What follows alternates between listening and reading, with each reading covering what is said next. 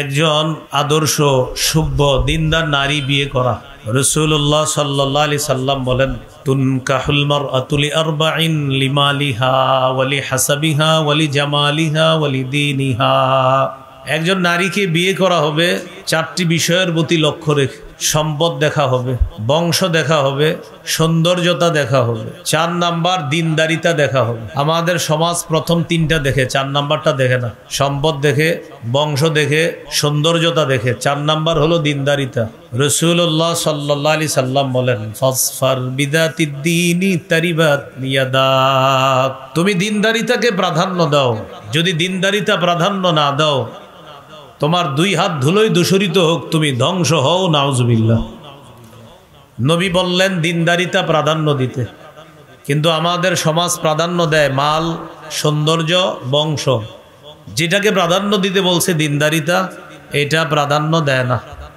এই জন্য দেখা যায় বিয়ে হতে না হতে 6 মাস না যাইতেই স্বামী স্ত্রীর মাঝে ঝগড়াঝাটি শুরু হয়। কিছুদিন পরে মাদ্রাসায় ফতুয়া বিভাগে উপস্থিত হয় যে এরকম ঘটনা ঘটে গেছে, এখন তালাক হবে কিনা। ওই যে দিনদারিতা প্রাধান্য দেয় নাই, বদ্দিনীর কারণে কিছুদিনের মধ্যেই 2 পরিবারের মধ্যে সমস্যা শুরু হয়ে যায়। এই জন্য দিনদারিতা প্রাধান্য দেওয়া। ছেলের ক্ষেত্রে 2টা বিষয় দেখবেন। রাসূলুল্লাহ সাল্লাল্লাহু আলাইহি সাল্লাম বলেন, মান তারদাউনা দীনাহু ওয়া খুলুকা। যেই ছেলের দিনদারিতা আর চারিত্রিক বৈশিষ্ট্য তোমাদের পছন্দ হয়, তার কাছে মেয়েরে বিয়ে দিয়ে দিবা। চারিত্রিক বৈশিষ্ট্য ভালো, দিনদারিতা ভালো, তার কাছে মেয়ে বিয়ে দিয়ে দিবা। এইভাবে একটা পরিবারের সূচনা হবে। এরপর তারা পরিবার গঠন করার পর আল্লাহর কাছে একটা সন্তান চাইতেছে তারা।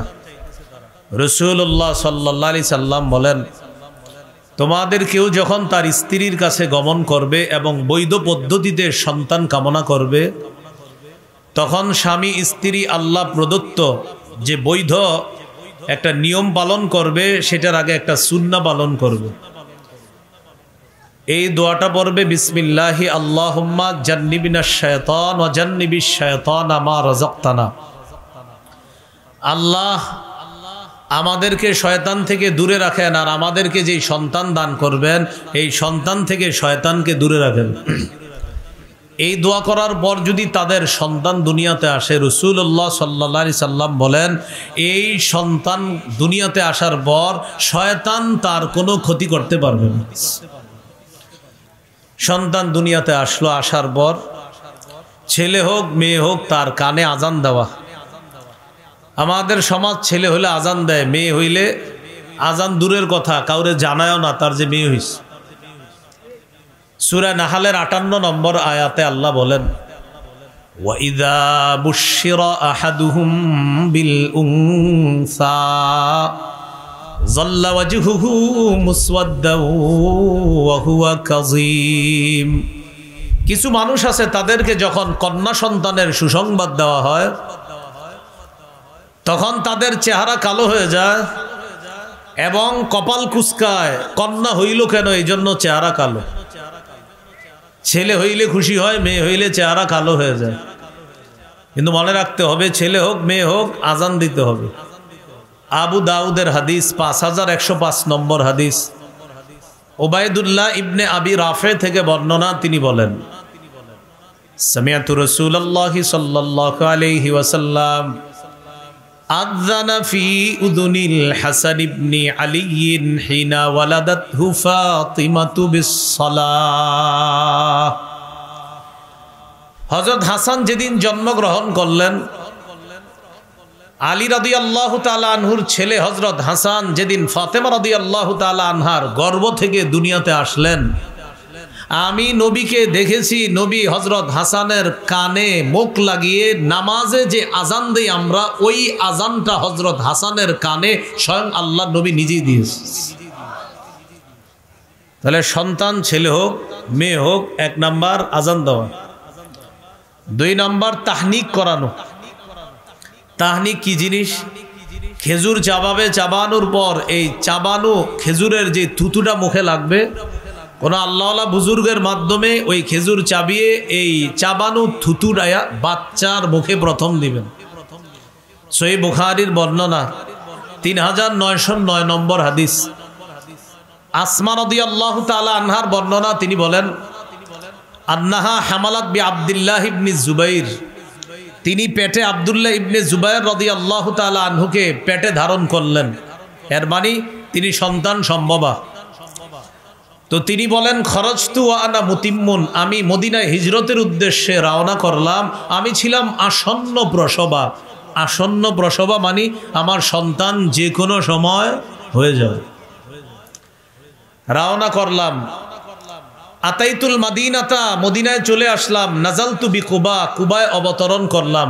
যেই কুবায় আল্লাহ রাসূল সাল্লাল্লাহু আলাইহি সাল্লাম 14 দিন অবস্থান করেছেন, সেই কুবায় অবতরণ করলাম। ফাওয়ালাতুহু বি কুবা, আমি আমার সন্তান আব্দুল্লাহকে কুবাই প্রসব করলাম। মদিনায় গেলাম, কুবা নামক এলাকায় আমার সন্তান আব্দুল্লাহকে আমি প্রসব করলাম। আব্দুল্লাহকে প্রসব করার পর ফাতাইতু বিহিন নবী সাল্লাল্লাহু আলাইহি ওয়াসাল্লাম ফাওয়াদাতুহু ফি হাজরিহি, আমার ছেলেকে আল্লাহ রাসূলের কাছে নিয়ে আসলাম, আনার পর নবীর কোলে দিলাম আমার ছেলেকে। সুম্মা দাআ বিতামরা, রাসূলুল্লাহ সাল্লাল্লাহু আলাইহি সাল্লাম খেজুর আনলেন, ফামাদাগাহা, খেজুর চাবাইলেন। চাবানোর পর খেজুর চাবানো যে থুতুটা মুখের মধ্যে আছে, ওই থুতুটা আব্দুল্লাহর মুখের মধ্যে আল্লাহ রসুল দিয়ে দিলেন। সুম্মা তাফালা ফি ফিহি, আল্লাহ রসুলের চাবানো থুতু আব্দুল্লাহর মুখে দিয়ে দিলেন। আব্দুল্লাহ ইবনে জুবাইরের মা আসমা রাদিয়াল্লাহু তাআলা আনহা বলেন ফাকানা আউয়ালা শাইইন দাখালা জাওফা আব্দুল্লাহ রিকু রাসূলিল্লাহি সাল্লাল্লাহু আলাইহি সাল্লাম, আমার ছেলে আব্দুল্লাহর পেটে সর্বপ্রথম পৃথিবীর যে খাদ্যটা গিয়েছে সেটা হলো আল্লাহ রসুলের থুতু মুবারক আমার ছেলের পেটে সর্বপ্রথম গিয়েছে। সুম্মা হান্নাকাহু বিতামরা, এরপর রাসূল সাল্লাল্লাহু আলাইহি সাল্লাম চাবানো খেজুরের সামান্য অংশ আমার ছেলের মুখের ভিতরে তালুর মধ্যে লাগিয়ে দিছে। তাহলে মনে রাখবেন, তাহনিক বলা হয় খেজুর চাবানো থুতু প্রথমে বাচ্চার মুখে দিবে, এরপর চাবানো খেজুরের সামান্য অংশ বাচ্চার মুখের ভিতরের এই উপরের তালুর মধ্যে লাগায় দেওয়া, এটাকে বলা হয় তাহনিক। বাচ্চা হওয়ার পর 2 নম্বর করণীয়, অভিভাবক যারা এটা করবেন, ছেলে হোক মেয়ে হোক, কোনো আল্লাহওয়ালা বুজুর্গের মুখ থেকে খেজুর চাবানো থুতুটা বা খেজুরের সামান্য অংশ বাচ্চার মুখে দেওয়ার চেষ্টা করবেন। আল্লাহ মনে রেখে আমল করার তৌফিক দান করুন। 3 নম্বর কাজ, যার সন্তান হবে তাকে আমরা দেখতে গেলে ওই সন্তান আর সন্তানের বাবার জন্য বরকতের দোয়া করব।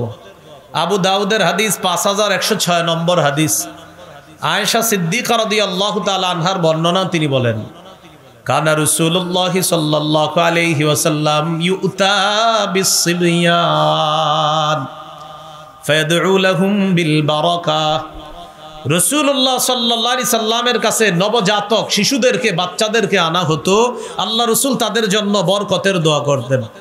এই এলাকার কারো সন্তান হওয়ার পর এই পাশে মাদ্রাসা আছে, এখানে নিয়ে আসবেন, শাইখুল হাদিস মুহাদ্দিস মুফতি সাহেবের কাছে দোয়া চাইবেন, হুজুর নতুন সন্তান, দোয়া করে দেন। ওই আলেম হুজুর বা আমরা তার জন্য এইভাবে দোয়া করব। প্রথমে আরবিটা শিখি, পরে আমি বাংলাটা বলে দিচ্ছি, আমার সাথে সবাই বলেন জাআলাহুল্লাহু, বলেন মুবারাকান আলাইকা ওয়া আলা উম্মতি মুহাম্মাদিন সাল্লাল্লাহু আলাইহি ওয়াসাল্লাম। আল্লাহ তাআলা এই নবজাতক শিশুকে তোমার জন্য এবং সমস্ত উম্মতে মুহাম্মদীর জন্য বরকতের কারণ বানাক। এই দোয়াটা নবজাতকের জন্য করা, তার বাবার জন্য করা। তোমার যে নবজাতক শিশু দুনিয়াতে আসছে, আল্লাহ তাআলা তোমার এই সন্তানকে তোমার জন্য আর গোটা উম্মতে মুহাম্মদীর জন্য যেন আল্লাহ বরকত বানায় দেয়। এই দোয়াটা আমরা যারা নবজাতককে দেখব তারা এই দোয়াটা করব। এটা হলো 3 নম্বর কাজ। 4 নম্বর, শিশু সন্তানের কান্নাকে গুরুত্ব দেওয়া। সহিহ বুখারীর বর্ণনা 868 নম্বর হাদিস, 868 মানে 868।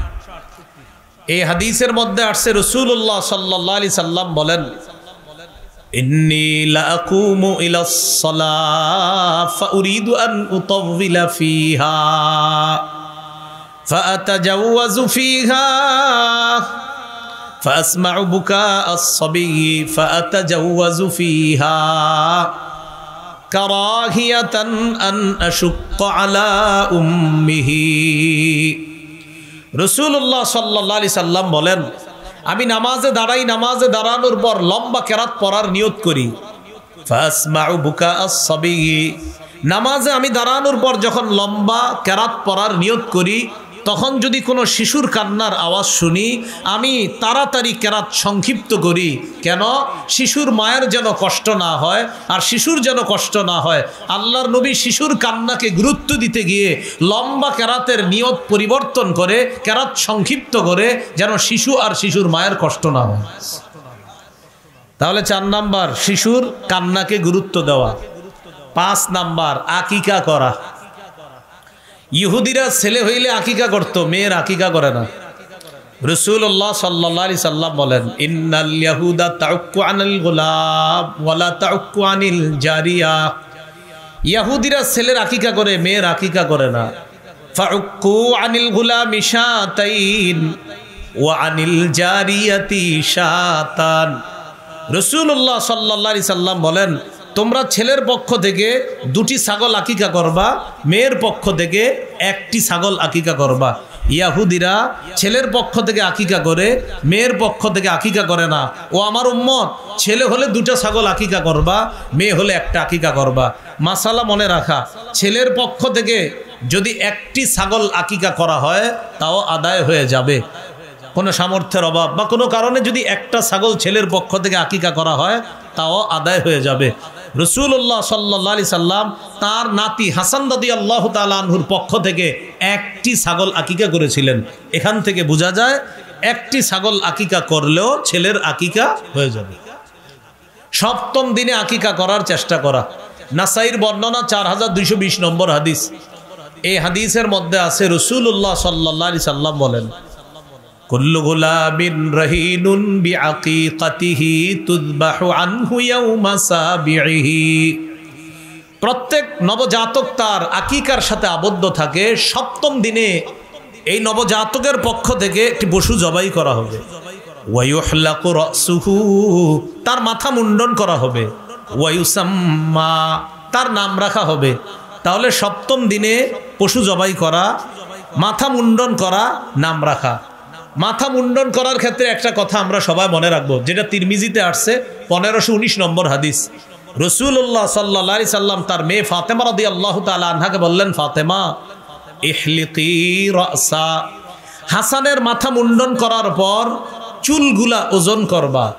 ওয়া তাসাদ্দাকি বিজিনাতি শা'রিহি ফিদ্দাতান, হাসানের চুলগুলা 7ম দিনে মুন্ডন করার পর এই চুলগুলা ওজন করবা। ওজন করার পর সমপরিমাণ রূপা সদকা করে দিবা। আলী রাদিয়াল্লাহু তাআলা আনহু বলেন, ফাওয়াজানতুহু ফাকানা ওয়াজনুহু দিরহামান আও বা'দা দিরহাম। আমি আমার ছেলে হাসানের চুলগুলা ওজন করলাম। ওজন করার পর দেখি 1 দিরহাম অথবা 1 দিরহামের কাছাকাছি হয়েছে। আপনার সন্তানের নবজাতক শিশুর 7ম দিনের চুলটা একটা টিস্যুর মধ্যে রেখে দিবেন, বাজারে নিয়ে যাবেন, স্বর্ণকারের দোকানে গিয়ে বলবেন, এই চুলের সাথে রূপার ওজন দাও। ওজন দেওয়ার পর যেই পরিমাণ রূপা হবে এই পরিমাণ রূপা সদকা করে দিবেন। যদি আপনি রূপা সদকা না করেন, সমপরিমাণ টাকা সদকা করে দিবেন। রূপা অথবা রূপার সমপরিমাণ টাকা সদকা করে দিবেন। এ হলো 5 নাম্বার কাজ, আকিকা করা। মাথা মুন্ডন করার ক্ষেত্রে একটা কথা মনে রাখা, কিছু অংশের চুল রাইখা আর বাকি অংশ মুন্ডন করা এটা নিষেধ।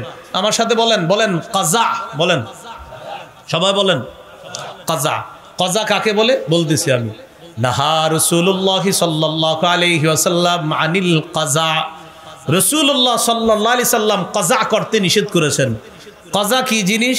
নবী বলেন, আইয়ুহলাকা রাসুহু মাকানুন ওয়া ইউতরাকা মাকান। কিছু অংশের চুল রাখা আর কিছু অংশ মুন্ডন করা, এটাকে বলা হয় কজা। আমাদের শিশুরা কজা না করলেও ইদানিংকালে বড়রা কজা করে। অনেক ছেলেরা মোটরসাইকেল চালায় আর দেখবেন কিছু চুল আছে আর কিছু চুল নাই, এটাকে বলা হয় কজা। এটা নিষেধ, এটা করা যাবে না। কেমন দেখা যায়, হ্যাঁ, চুল কিছু রাখে আর চুল নাই কোথায় জানে, এই কজা করা নিষেধ। তাহলে 5 নাম্বার আকিকা করা। 6 নাম্বার সুন্দর নাম রাখা। এটা গুরুত্বপূর্ণ বিষয়।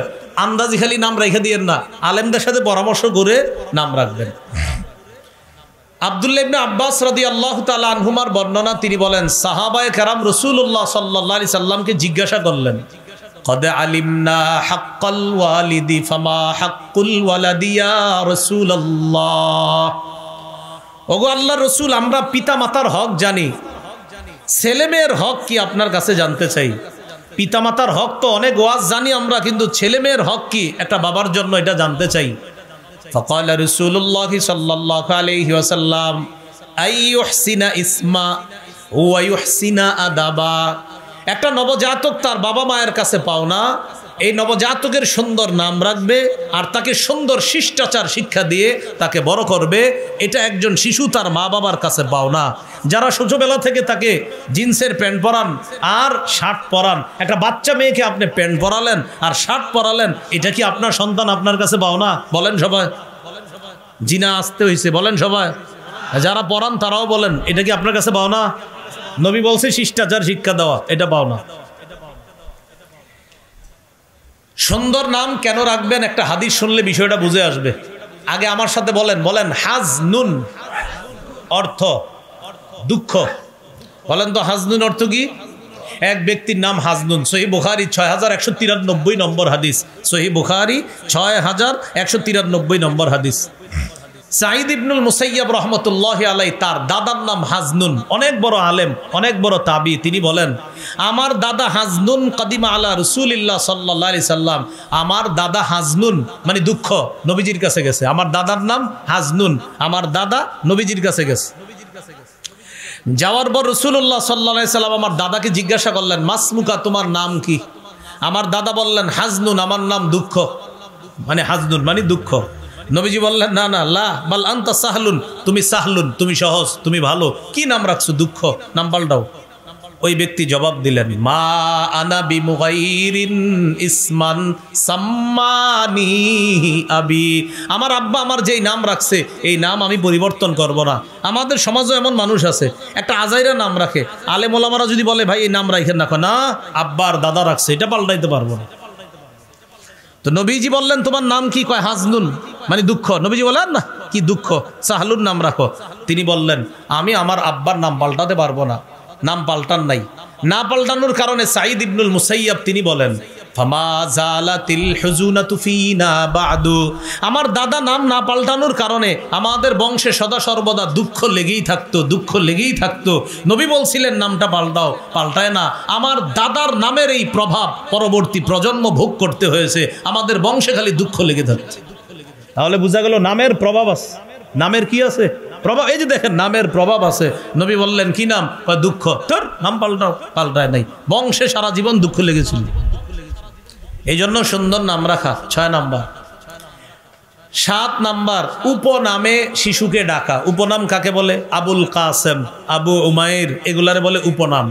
তো এগুলো একটা সুন্নাহ, কিন্তু আমাদের দেশে এই সুন্নাহগুলা পালন হয় না। আবু দাউদের হাদিস,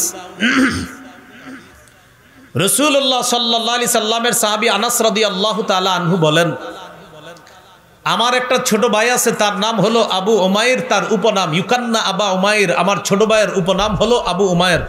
আবু দাউদে হাদিসটা আছে 1162 নম্বর হাদিস। ওয়া কানা লাহু নুগারুন, আমার ছোট ভাইয়ের একটা পাখি ছিল, ছোট্ট পাখি। ফামাতা নুগারুহু, আমার ভাইয়ের ছোট পাখিটা মারা গেছে। রাসূলুল্লাহ সাল্লাল্লাহু আলাইহি সাল্লাম আমাদের বাসায় আসলেন। আসার পর দেখে তার মনটা খারাপ। কার? আমার ছোট ভাইয়ের মনটা খারাপ। তার নাম আবু উমাইর, মানে তার উপনাম আবু উমাইর। নবীজি যখন তাকে দেখলেন, রাআহু হাজিনান, সে ব্যথিত, তার মন খারাপ। নবীজি বললেন, কি ব্যাপার, তার কি হয়েছে, মন খারাপ কেন?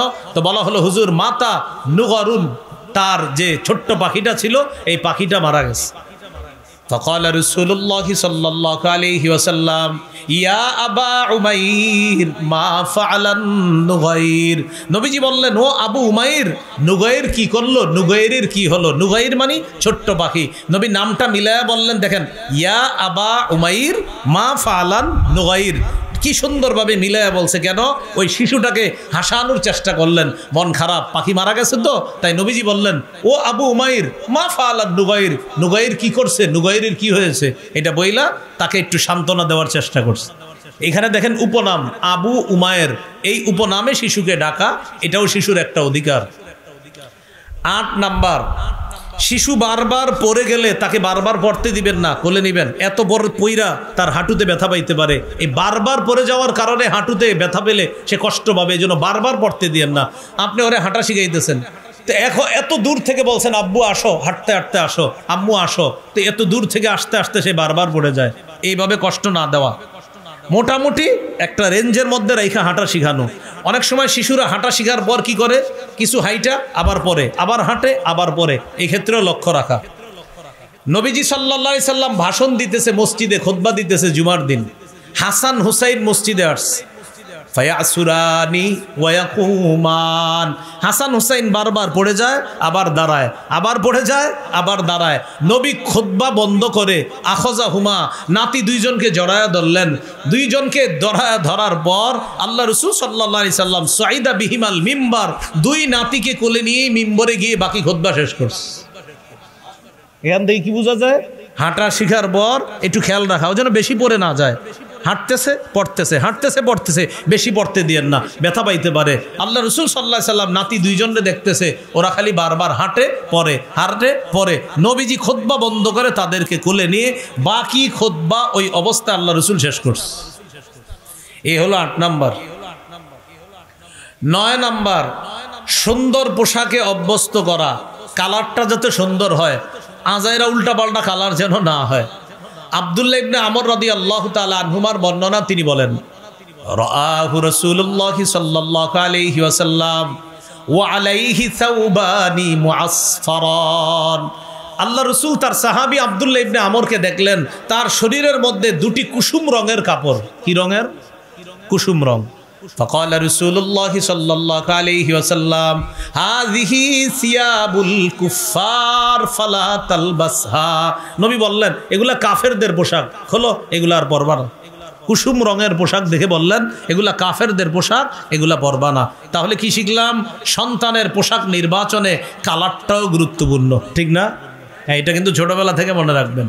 10 নাম্বার, এটা আমার সাথে একটু বলেন, সবাই বলেন, বলেন এমন পোশাকে, বলেন শিশুকে অভ্যস্ত করা যেই পোশাক সতর ঢেকে রাখে।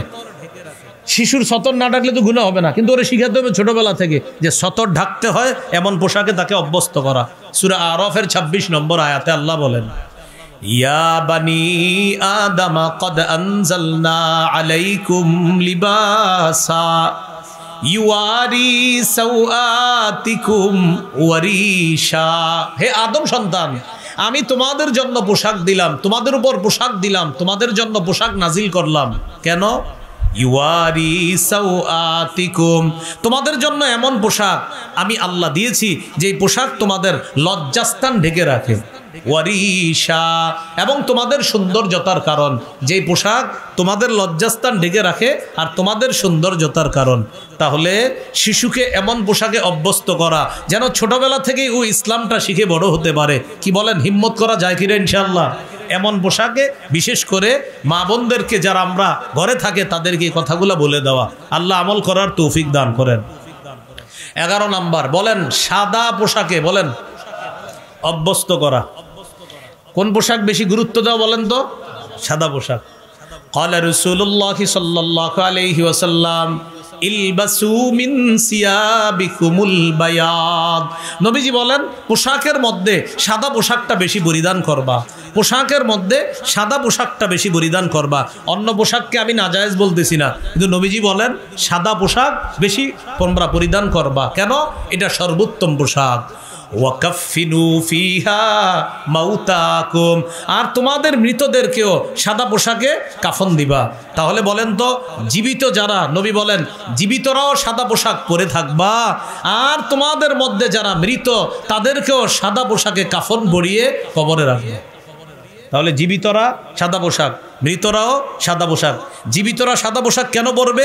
বারবার তাকাবে আর স্মরণ করবে আমার যে কোনো সময় আমার শরীরের উপর চূড়ান্ত সাদা পোশাক উঠতে পারে, যেটা দিয়ে মানুষ আমাকে কবর দিবে।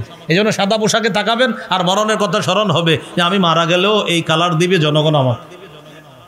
এই হলো 11 নাম্বার।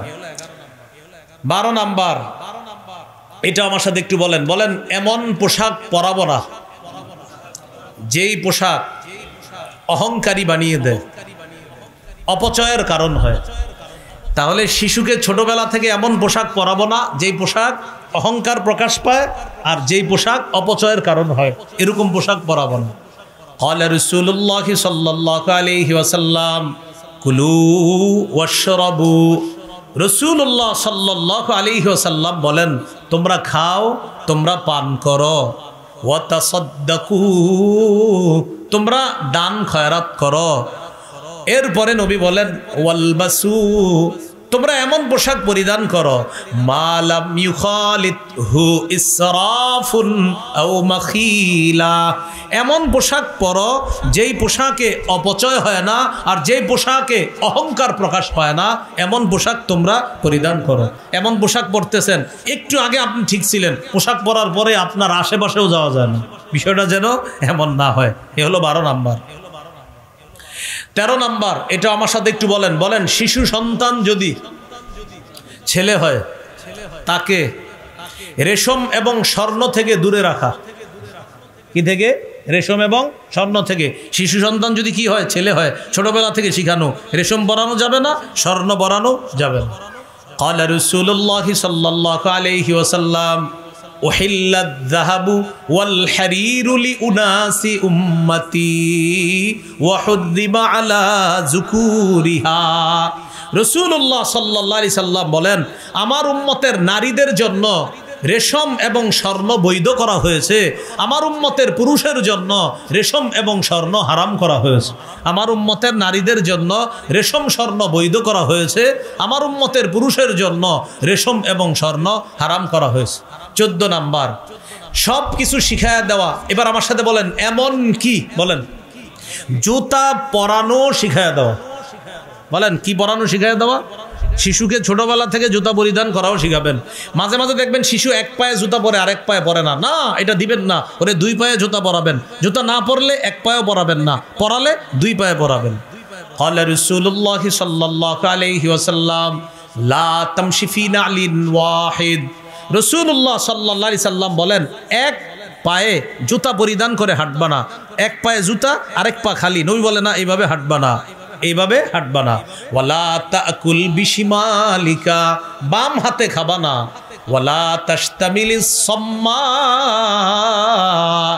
এক কাপড়ে পুরা শরীর ঢাকবা না, মানে এক কাপড় পুরা শরীরে জড়ায় রাখবা না, ভিতরে কিছু রাখেন বাচ্চার, হ্যাঁ অনেক কিছু পরাবেন, এরপরে উপরে কাপড় পরাবেন। নবী বলে এক কাপড়ে পুরা শরীর ঢাকবা না, মানে আপনার ভিতরে কিছু নাই, শুধু একটা কাপড় দিয়ে ঢেকে রাখছেন, এরকম যেন না হয়। ওয়ালা তাদউ ইহদা রিজলাইকা আলাল উখরা ইদা ইসতালকাইতা, এটা গুরুত্বপূর্ণ। বলেন যখন তুমি বলেন চিত হয়ে শোবা, এক পা আরেক পায়ের উপর রাখবা না, হ্যাঁ এইভাবে চিত হয়ে শুয়া পা একটা দাঁড় করা, এক পা আরেক পায়ের উপর রেখে এইভাবে ঝুলাইতে থাকে। নবীজি বলে না, ওয়ালা তাদউ ইহদা রিজলাইকা আলাল উখরা ইদা ইসতালকাইতা, যখন চিত হয়ে শোবা এক পা আরেক পায়ের উপর রাখবা না। শিশুকে ছোটবেলা থেকে শিখাবেন চিত হয়ে শোয়ার পর ও যেন এক পা আরেক পায়ের উপর না রাখে, আর উপর হয়ে যেন শিশু না ঘুমায়, ছোটবেলা থেকে শিখাবেন। উপর হয়ে ঘুমানো আল্লাহ পছন্দ করেন না, মনে রাখবেন, উপর হয়ে ঘুমানো আল্লাহ পছন্দ করেন না। আর চিত হয়ে যখন শুবে এক পা আরেক পায়ের উপর রাখার অভ্যাস যেন শিশুর তৈরি না হয়। শিশুর কি বড়রাই কাজ করে, শোয়ার পরে মাশাআল্লাহ টায়ার্ড লাগতেছে, এই জন্য এক পা আরেক পায়ের উপর দিয়ে মোবাইলে কথা বলতে থাকে, এটা করা যাবে না। এ হলো 14 নাম্বার। 15 নাম্বার, শিশুকে ছোটবেলা থেকে ডান দিকে সব করা শিক্ষা দেওয়া। বুখারীর বর্ণনা 168 নম্বর হাদিস, রাসূলুল্লাহ সাল্লাল্লাহু আলাইহি ওয়াসাল্লামের সব কাজ ছিল ডান দিক থেকে। আয়েশা সিদ্দিকা রাদিয়াল্লাহু তাআলা আনহার বর্ণনা, তিনি বলেন কানা রাসূলুল্লাহ সাল্লাল্লাহু আলাইহি ওয়াসাল্লাম ইউজিবুহু তায়াম্মুনু ফিত তানাউলি, আল্লাহ রসুল জুতা পরিধান করতেন, আগে ডান পায়ে জুতা পরতেন। ওয়াত তারাজ্জুলি, চিরুনি দিয়ে মাথা যখন আশ্রাইতেন, চুল আশ্রানোর সময় আগে ডান দিকে করতেন। এরপরে ওয়াতুহুরিহি, পবিত্রতা অর্জন করার সময়, অজু করার সময় আগে ডান দিক থেকে শুরু করতেন। ওয়াফি শাআনিহি কুল্লিহি, আম্মাজান বলেন শুধু তাই না, নবী জীবনের সব কাজ তিনি ডান দিক থেকে করতেন, আর আল্লাহ ডান দিক থেকে করা পছন্দ করেন। সুবহানাল্লাহ। এ হলো 15 নাম্বার। 16 নাম্বার এটা একটু বলতে হবে, বলেন শিশুকে তাওহীদের শিক্ষা দেওয়া। বলেন তো প্রিয় ভাইয়ারা, কিসের শিক্ষা দেওয়া? তাওহীদের শিক্ষা দেওয়া।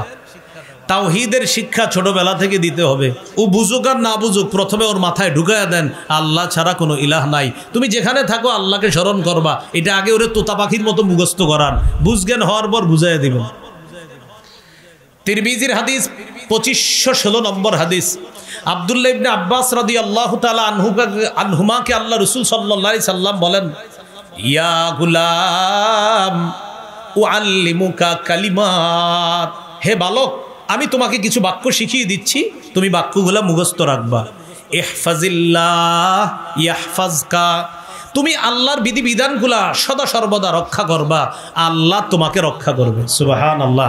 আপনার সন্তানটা স্কুলে যায়, মাদ্রাসা যায়, ছোটবেলায় ওরে বলে দেন বাবা যেখানে থাকো আল্লাহর বিধানগুলা পালন করবা। কেন?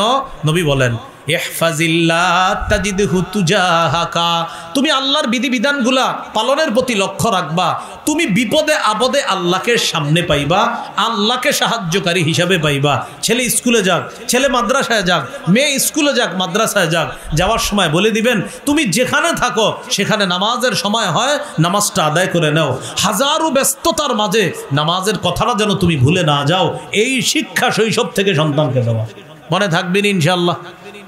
তো রাসূলুল্লাহ সাল্লাল্লাহু আলাইহি সাল্লাম বলেন, শোনো তুমি, লাউ আন্নাল উম্মাতা ইজতামাআত আলা আইয়ানফাউকা লাম ইয়ানফাউকা ইল্লা বিশাইইন ক্বাদ কাতাবাহুল্লাহু লাক, সারা পৃথিবীর সবাই যদি একত্রিত হয় তোমার উপকার করার জন্য ততটুকু উপকার করতে পারবে যতটুকু আল্লাহ তোমার জন্য লিখে রাখছে।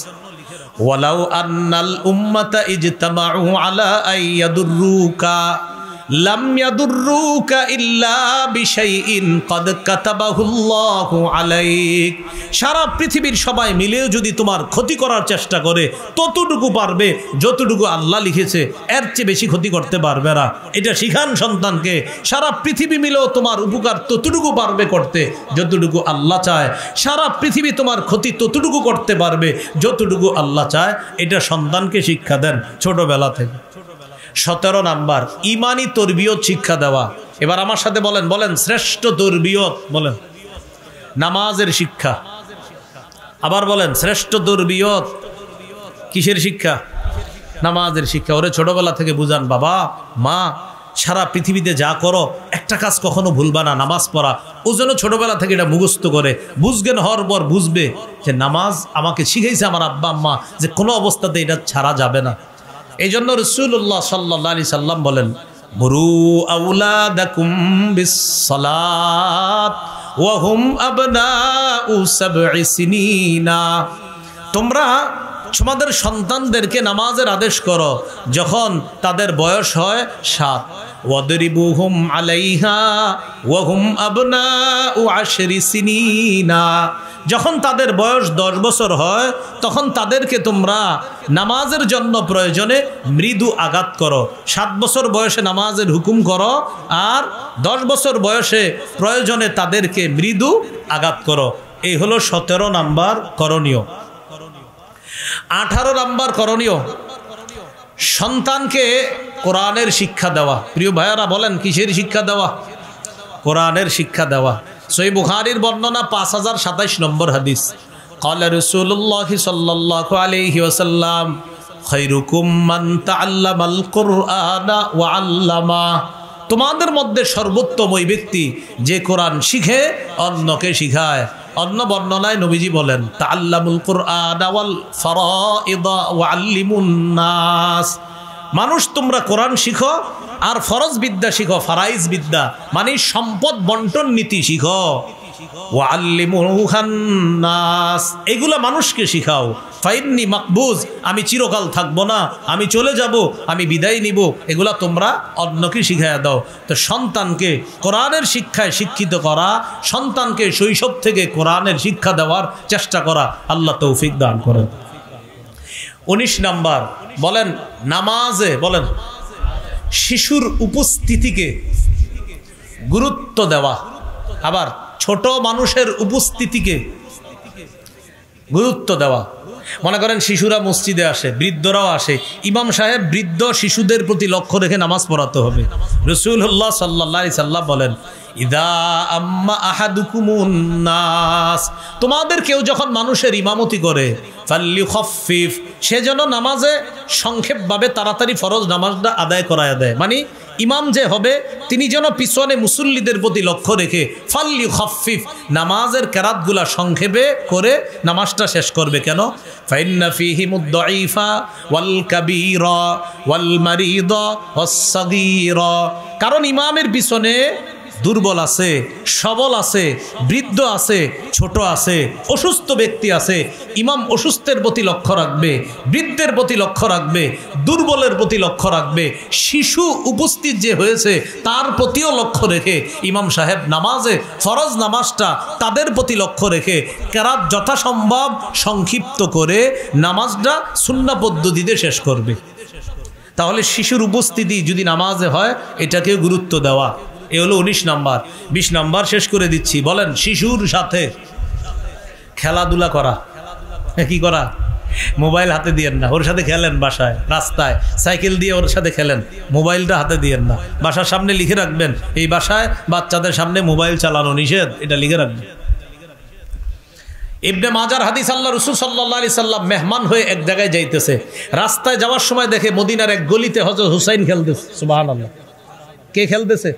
হুসাইন। হাদিসের বর্ণনা, ফাইদা হুসাইনুন ইয়ালআবু ফিস সিক্কা, হুসাইন ইয়ালআবু খেলতেছে ফিস সিক্কা। সিক্কা শব্দের অর্থ গলি। বলেন, সিক্কা অর্থ কি? গলি।